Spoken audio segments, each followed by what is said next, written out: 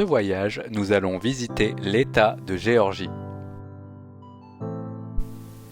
La Géorgie est un État du sud des États-Unis de plus de 10 millions d'habitants. Georgia, Georgia. Surnommé The Peach State, l'État de la pêche, I got my peaches out in Georgia. Oh yeah, shit. je souhaitais visiter cet État depuis longtemps, notamment pour sa capitale, Atlanta.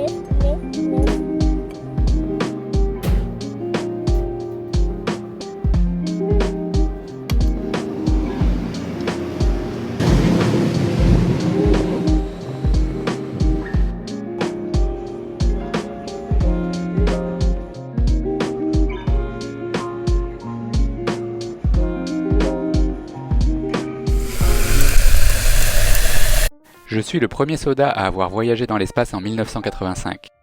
Je suis le mot le plus connu au monde après OK. Je suis consommé plus de 10 000 fois par seconde. Je suis... On ne peut pas visiter Atlanta sans parler de Coca. Inutile de vous dire qu'ici, on ne boit pas de Pepsi. En 1885, John Pemberton invente le French Wine Coca, en s'inspirant de la recette du vin Mariani, un mélange de vin de Bordeaux et de feuilles de coca. La boisson, contenant à la fois de l'alcool et de la cocaïne, est interdite l'année suivante par le maire d'Atlanta qui interdit l'alcool en faisant une ville sèche. John Pemberton invente alors un sirop sans alcool qu'il baptisa Coca-Cola. Et ainsi naquit la boisson gazeuse la plus populaire du monde. Allons visiter The World of Coca-Cola. At the World of Coca-Cola, we keep the formula for the world's favorite beverage a closely guarded secret. But the happiness of Coca-Cola is something we share with everyone. We created the World of Coca-Cola to be the home of happiness for everyone who loves Coke. Come visit us in Atlanta or online and share in the happiness today.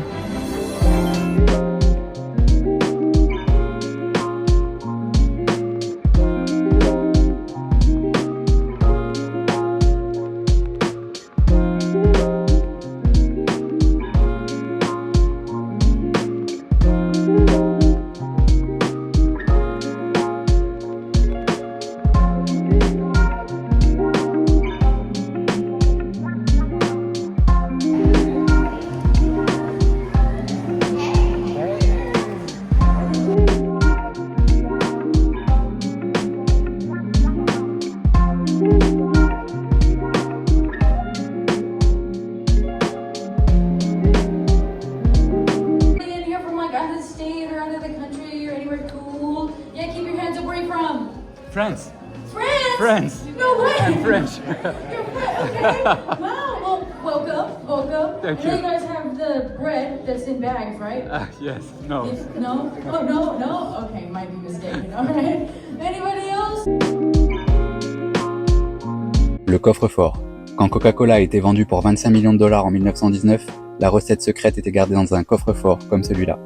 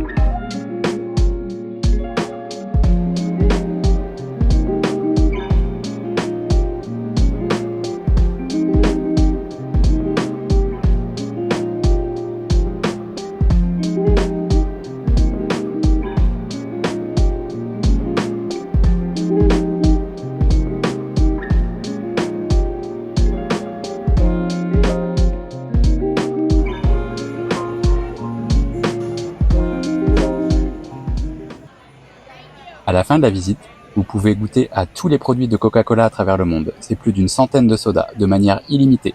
C'est l'orgie de soda.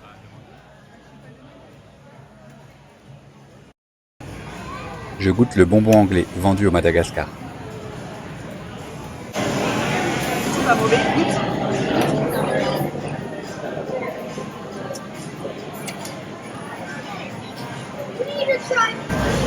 Goûte l'apple kiwi.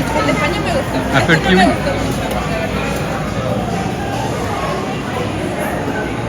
Ah, c'est tentant, ça va être trop bon. Comme toute attraction américaine qui se respecte, on finit par la boutique souvenir, le Coca-Cola Store. Franchement, c'est une belle boutique souvenir.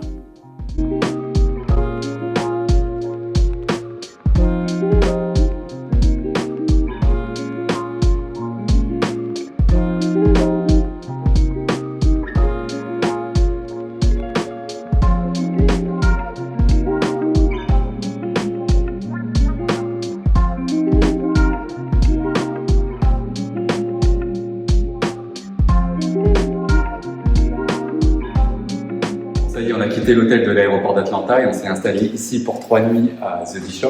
On est au nord d'Atlanta. Je ne sais pas si vous connaissez l'aéroport d'Atlanta, mais c'est quelque chose. L'aéroport d'Atlanta est le plus grand du monde par nombre de passagers et de mouvements d'aéronefs depuis plus de 20 ans. Not New York, not Chicago, not Paris or London, Atlanta is home to the world's busiest airport. C'est le premier aéroport du monde où tous les avions sont en contact du terminal, c'est-à-dire que les passagers n'ont pas besoin d'emprunter une navette à la sortie de l'appareil. L'aéroport d'Atlanta, c'est en moyenne 2700 arrivées et départs par jour. C'est-à-dire qu'en moyenne, toutes les 30 secondes, un avion décolle ou atterrit à l'aéroport d'Atlanta. The Bishop est un complexe d'appartements comme on en trouve beaucoup aux États-Unis. C'est ce qu'on appelle un condominium. C'est en fait une copropriété avec des espaces communs partagés, comme une piscine, un fitness center, un rooftop, des espaces avec une cuisine, des canapés, etc., etc.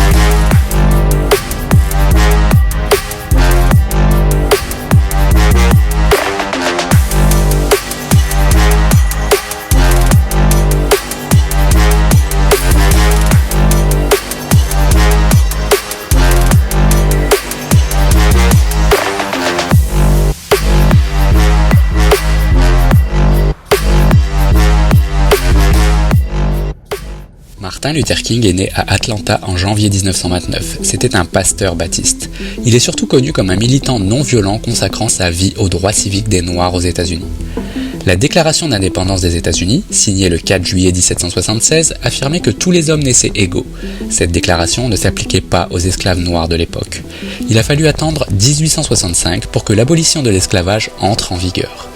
Quand Abraham Lincoln a été élu en 1860, les États du Sud considéraient cela comme une menace car il était issu du Parti républicain et qui avait adopté un programme anti-esclavagiste. Les États du Sud, dits États esclavagistes, n'étaient pas d'accord. Leur vie économique, politique, sociale était basée sur l'esclavage. Il y a donc eu une sécession. 11 États du Sud ont souhaité quitter les États-Unis et ne plus dépendre de Washington. Cela a entraîné la guerre de sécession de 1861 à 1865. À la fin de la guerre, remportée par le Nord, les États du Sud ont dû abolir l'esclavage. Sur papier, les Afro-Américains sont devenus officiellement égaux devant la loi. Dans les faits, certains membres de la communauté blanche refusaient de cohabiter. Ils ont voté des lois d'État pour séparer les Noirs des Blancs. C'est la ségrégation. C'est un phénomène de séparation des personnes selon des critères racistes institutionnalisés, c'est-à-dire reconnus dans la loi. La loi repose sur un principe, séparés mais égaux. Les Noirs devaient fréquenter des écoles, églises, hôpitaux séparés. Ils devaient prendre des moins bonnes places dans les bus, ne pas manger dans les mêmes restaurants, attendre dans des salles d'attente différentes, ne pas utiliser les mêmes toilettes, boire dans des fontaines différentes. Martin Luther King organisait des marches afin de protester de manière non violente et dénoncer la ségrégation et les injustices commises envers la communauté noire. Il y avait parfois des débordements, mais il n'en était jamais responsable. La marche de Washington a réuni près de 300 000 personnes, composées à 80% de noirs et 20% de blancs. C'est ici qu'il a prononcé, le 28 août 1963, son célèbre discours « I have a dream ». Je rêve qu'un jour, mes 4 petits-enfants vivent dans une nation où ils ne seront pas jugés sur la couleur de la peau, mais sur la valeur de leur caractère. Fin mars 1968, Martin Luther King est assassiné par balle devant sa chambre d'hôtel à Memphis, Tennessee. James Earl Ray, un ségrégationniste blanc, sera condamné à 99 ans de prison pour son meurtre.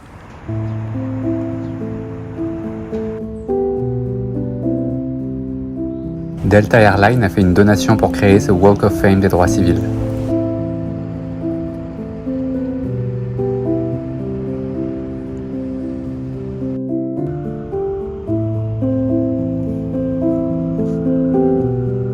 Cela me fait penser à une info que j'avais vue passer dans les news américains. La totalité d'un équipage d'un vol d'American Airlines, en passant par les agents qui chargent l'avion, aux agents qui s'occupent des passagers au sol, à l'équipage de l'appareil, pilote, copilote, etc., soit 36 agents étaient constitués exclusivement de femmes noires. Probablement un coup de com' d'American Airlines, mais c'est quand même impressionnant. Le I Have a Dream World Peace Rose Garden. Les roses représentent le message de paix de Martin Luther King.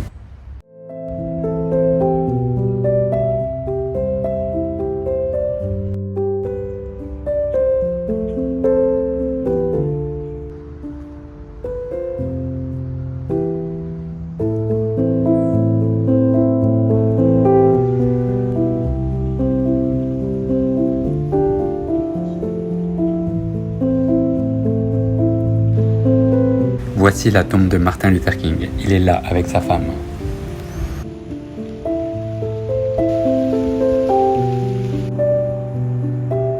Nous sommes dans la rue où est né et a grandi Martin Luther King. Et voici sa maison, classée parc national.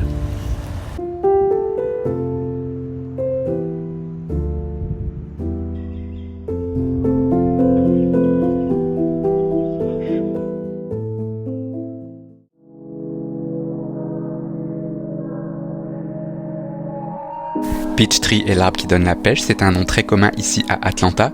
Il y a 71 rues avec une variante de Peachtree dans leur nom. Par exemple, Peachtree Road, Lane, Avenue, Circle, Place, Drive, etc.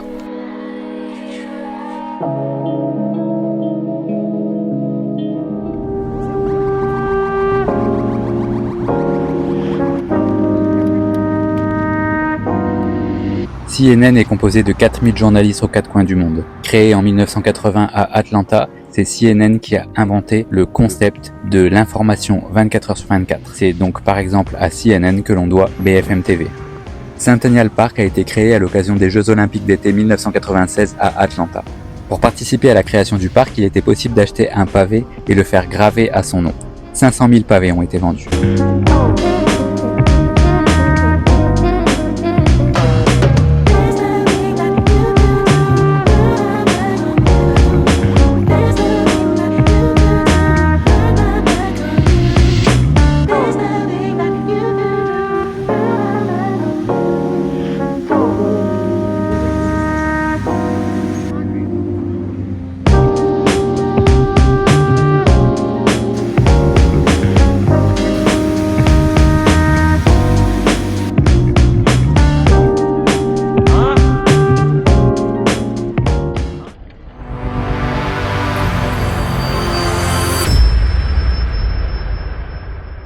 Welcome to Yollywood, y'all.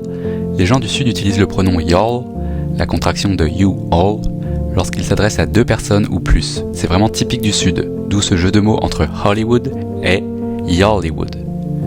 La Géorgie est devenue le Hollywood du Sud, en offrant 20% d'impôts de moins à payer qu'en Californie par exemple.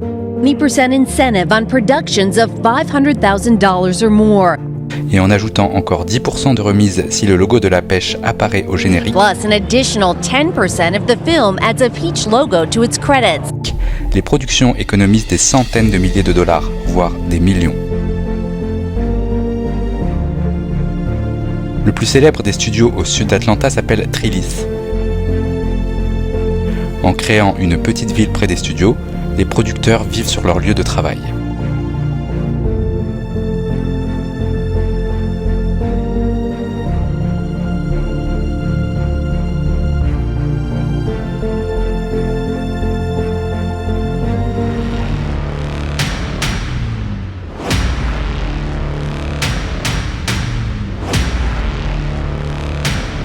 Vous le saviez déjà, les studios américains peuvent tout recréer. Un café new-yorkais, un studio sur les toits de Paris ou une base secrète russe.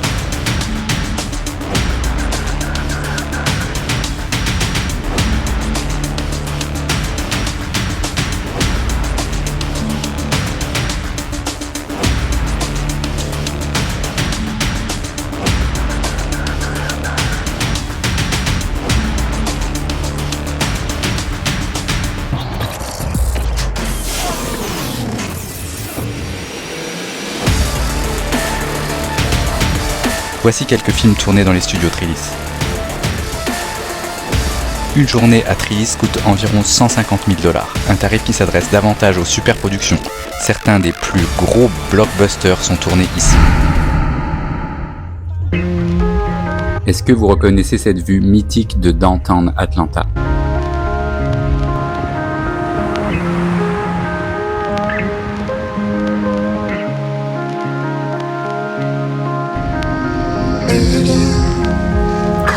Nous voici à Senoia, à une trentaine de kilomètres au sud d'Atlanta, connue comme Woodbury dans The Walking Dead. C'est la ville du gouverneur.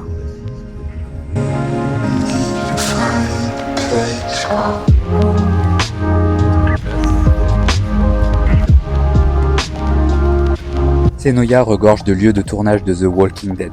Première place pour me garer et je tombe pile en face d'un lieu de tournage.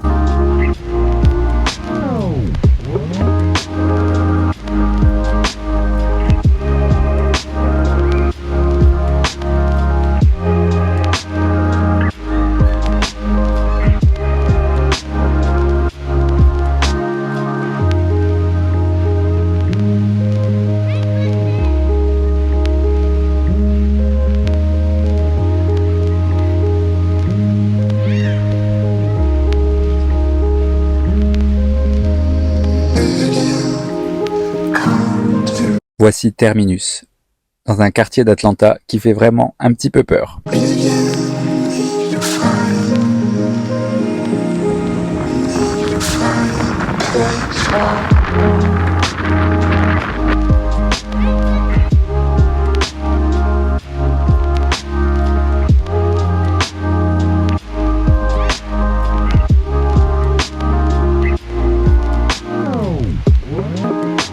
C'est ici que Rick rencontre le gouverneur et que Merle est tué.